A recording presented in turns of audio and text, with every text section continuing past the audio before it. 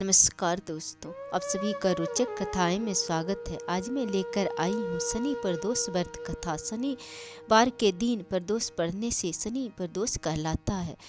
शनि प्रदोष के दिन सवेरे ब्रह्म मुहूर्त में उठकर स्नान आदि से निवृत्त होकर और प्रदोष काल में भगवान शंकर की पूजा धूप दीप अगरबत्ती बेलपत्र से करना चाहिए। ऐसा करने से भगवान शंकर के कृपा प्राप्त होते हैं और मनुष्य के सभी मनोकामना पूर्ण होती है, समस्त कष्ट दूर हो जाते हैं। शनि प्रदोष व्रत कथा इस प्रकार है। प्राचीन काल में एक नगर में एक सेठ रहते थे।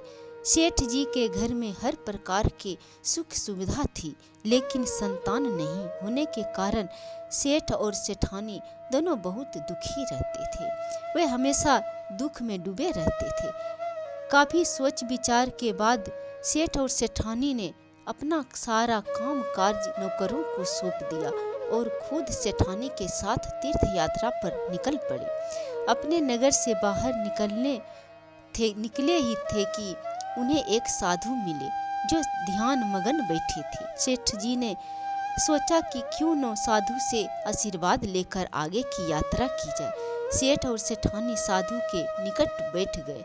साधु ने जब आंखें खोली तो उन्हें ज्ञात हुआ कि सेठ और सेठानी काफी समय से आशीर्वाद की प्रतीक्षा में बैठे हैं। साधु ने सेठ और सेठानी से कहा कि मैं तुम्हारा दुख जानता हूँ, तुम शनि प्रदोष व्रत करो, इससे तुम्हें संतान की प्राप्ति होगी।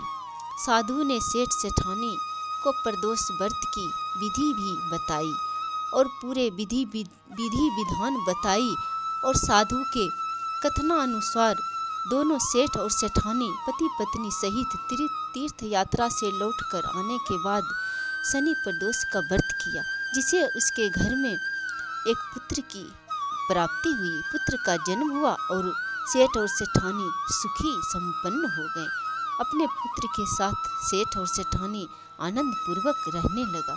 जो भी मनुष्य शनि प्रदोष के व्रत करते हैं उसका समस्त दोष दूर हो जाते हैं, सभी ग्रह शांत हो जाते हैं और सुखी संपन्न होते हैं। तो ये था शनि प्रदोष व्रत कथा समाप्त हुआ। जय श्री